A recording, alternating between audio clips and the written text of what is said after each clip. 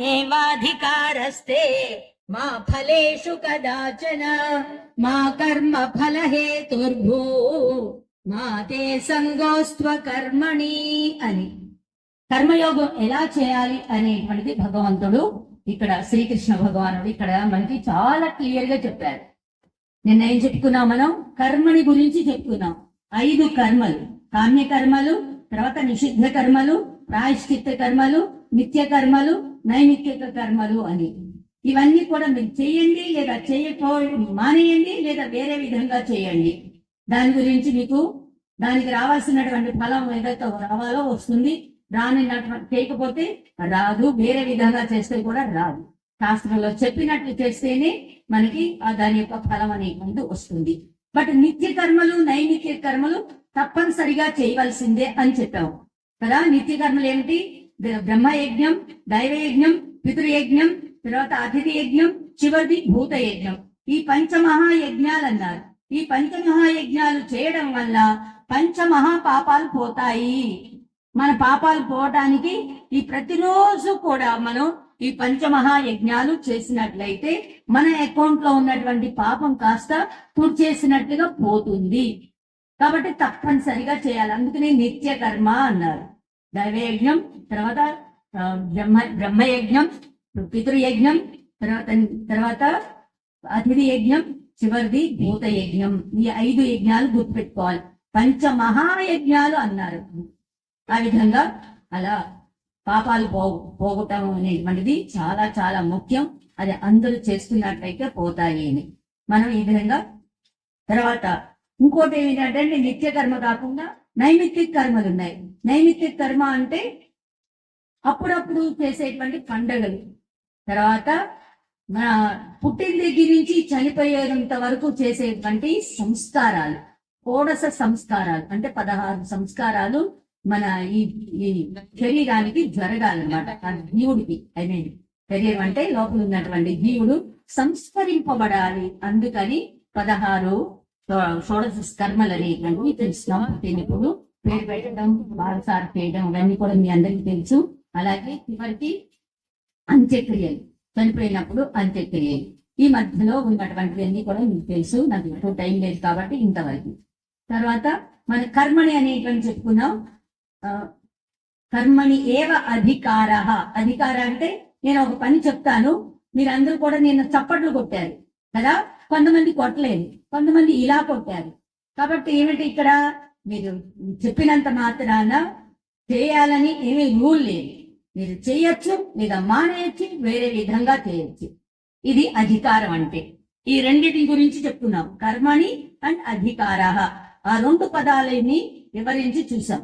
ఇప్పుడు మా ఫలేషు కదాచన, ఫలాల్లో ఏమాత్రము మీరు అధికారం, ఆ పైన ఉంది కదా అధికారం అనేటువంటిది ఇక్కడికి తెచ్చుకోవాలి.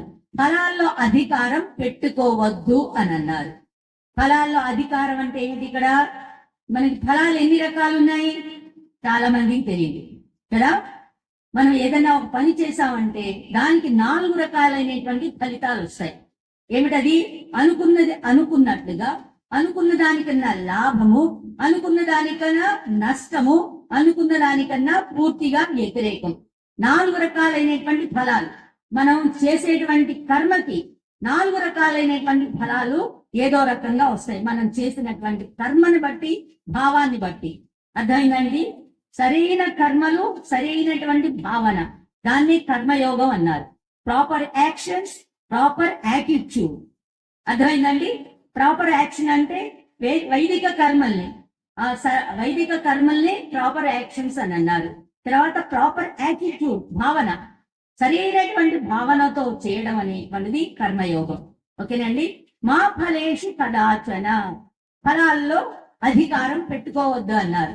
చెప్పాను కదా. ఇప్పుడు 4 రకాలు. అనుకున్నది అనుకున్నట్లు, అనుకున్న దానికన్నా లాభము, అనుకున్న దానికన్నా నష్టము, తర్వాత చివరిది అనుకున్న దానికన్నా పూర్తిగా వ్యతిరేకం.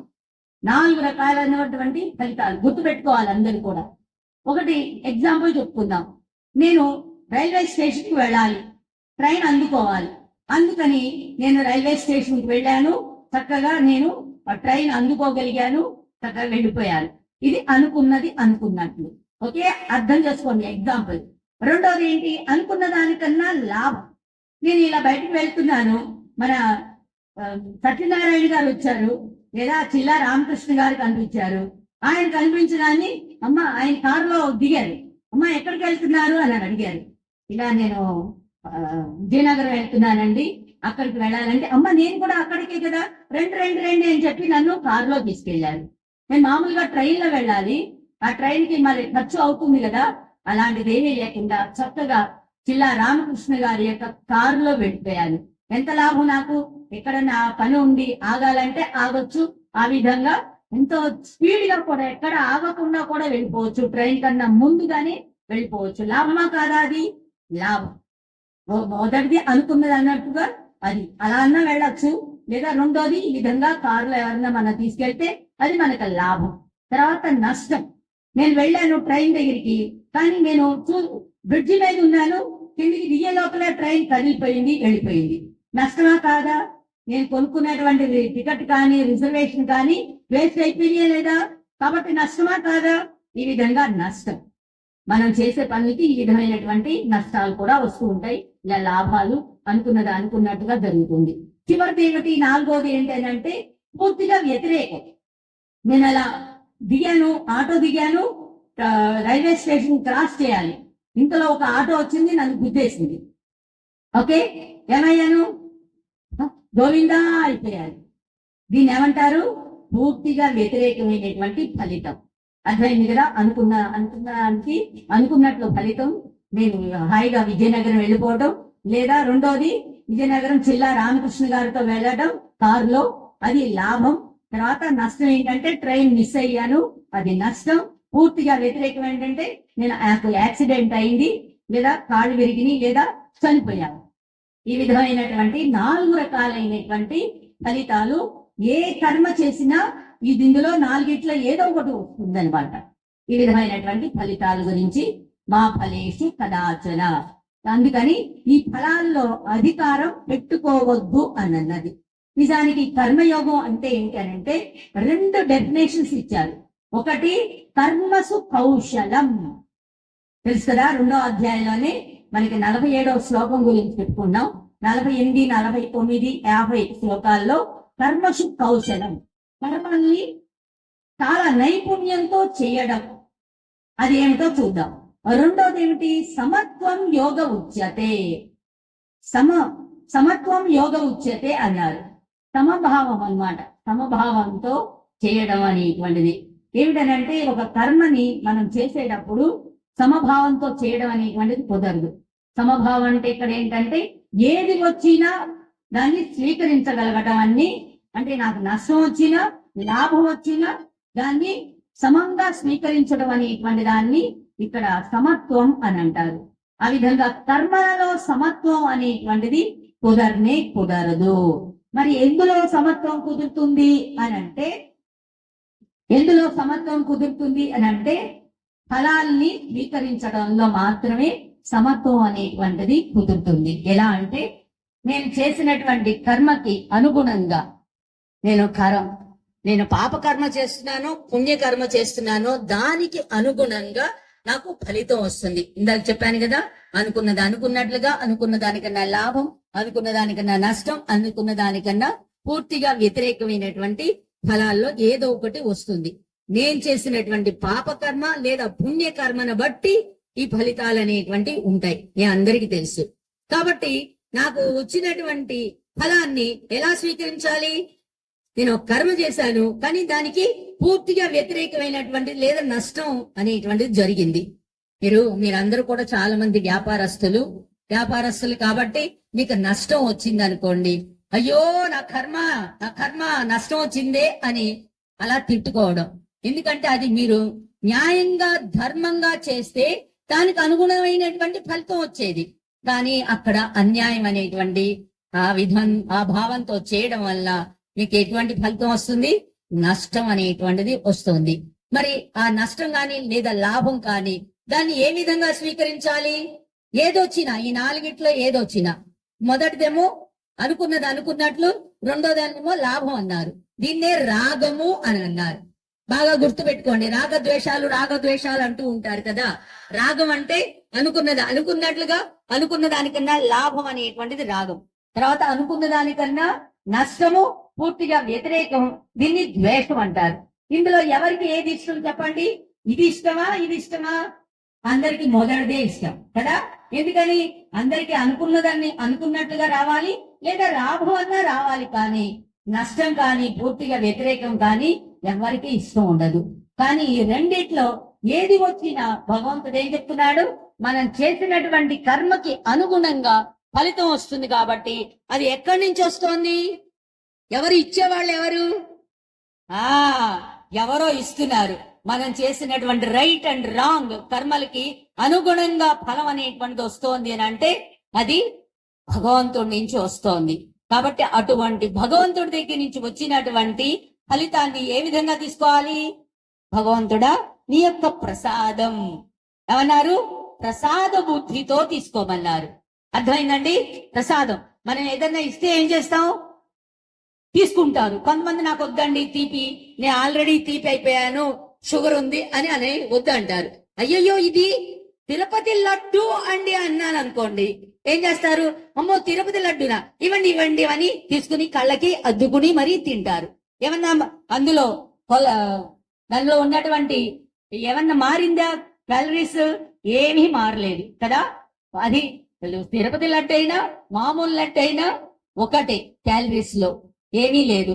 కానీ తిరుపతి లడ్డు అంటే దేవుడికి, వెంకటేశ్వర స్వామికి అర్పించి మన దగ్గరికి వచ్చింది. ఆయనకి ఇస్తేనేమో అది నైవేద్యం, నా దగ్గరికి వచ్చేటప్పటికి అది ప్రసాదం అయింది. ప్రసాదం అంటే మీనింగ్ ఏంటండి? కృష్ణ ప్రసాద్, శివ ప్రసాద్, రామ ప్రసాద్ అని ప్రసాదాలను పెట్టుకుంటారు కదా. రాముడి యొక్క ప్రసాదం ఈ పిల్లవాడు.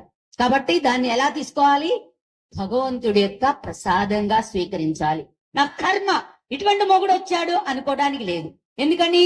మీరు చేసినటువంటి కర్మకి అనుగుణంగా అటువంటి మొగుడు వచ్చాడు. నా కర్మ ఇటువంటి భార్య వచ్చింది ఏంటి అనుకోవడానికి లేదు. ఎందుకని?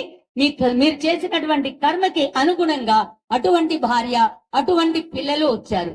కాబట్టి వాళ్ళని ఎలా తీసుకోవాలి? భగవంతుడి యొక్క ప్రసాదం. అర్థమైందండి? మా గ్రాండ్ మదర్ అనేవాళ్ళు ఏమని? మీ తాతయ్య దేవుడమ్మా అని.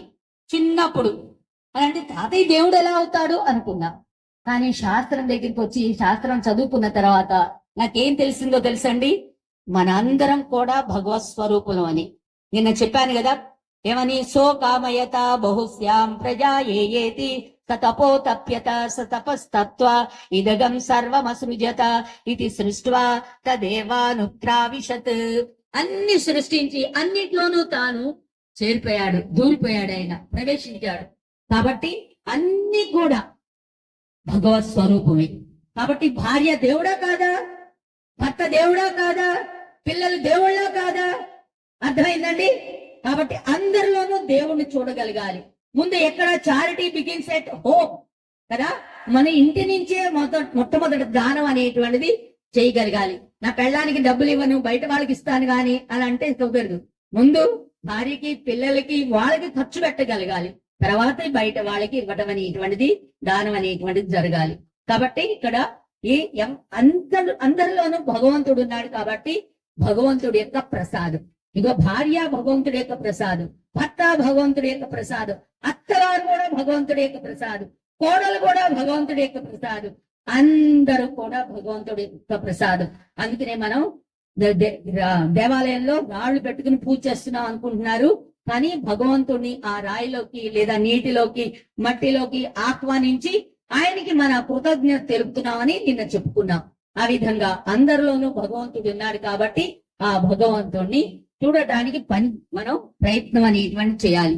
అందుకనే మనం పశువుల్ని పూజిస్తాం, చెట్లని పూజిస్తాం, తులసి చెట్టు, బిల్వ చెట్టు, వీటన్నిటిని కూడా పూజించడానికి కారణం ఏమిటంటే అన్నిట్లోనూ భగవంతుడు ప్రవేశించి అన్ని తానయ్యాడు. కాబట్టి ఆయన మొత్తం ప్రపంచం అంతా కూడా భగవత్ స్వరూపం. మనకి భగవద్గీత 10వ అధ్యాయం 11వ అధ్యాయం అదే చెప్తుంది అనమాట. భగవంతుడు అన్నిట్లో ఉన్నాడు అనేటువంటిది నిరూపించి చూపించాడు. తర్వాత విశ్వరూప సందర్శనం, తనలోనే అన్ని ఉన్నాయనేటువంటిది ఆయన అర్జునుడికి చూపించాడు. ఆయనకి జ్ఞాన చక్షువు అనేటువంటి చక్షువు అంటే అంతర్చక్షువు ఇచ్చాడు.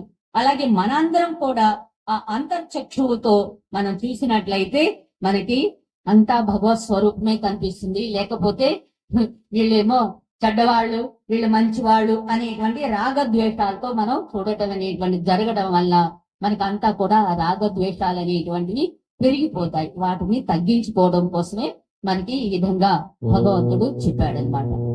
ఈ అవకాశం ఇచ్చినటువంటి భగవంతుడికి, నా గురు పరంపరకు, ఈ వేదికను అలంకరించినటువంటి వారికి, మీకు ఇక్కడ విచ్చేసినటువంటి అందరికీ కూడా నా యొక్క హృదయపూర్వక కృతజ్ఞతలు. హరి ఓం. సర్వే భవంతు సుఖినః, సర్వే సంతు నిరామయాః, సర్వే భద్రాణి పశ్యంతు, మా కశ్చిత్ దుఃఖభాగ్ భవేత్. ఓం శాంతి శాంతి శాంతి. హరి ఓం. శ్రీ గురుభ్యో నమః. హరి ఓం. కర్మణి ఏవ అధికారః తే మా ఫలేషు కదాచన అనే దాంట్లో మనం మూడు పదాల గురించి వివరించుకున్నాం. మిగతా 2 పదాలు మనం చెప్పుకోలేదు. ఓకేనండి. కర్మణి ఏవ అధికారః తే మా ఫలేషు కదాచన, ఈ 2 లైన్లే మనం నిన్న ఈ రోజు చెప్పుకున్నాం. Thank you very much. Hari Om.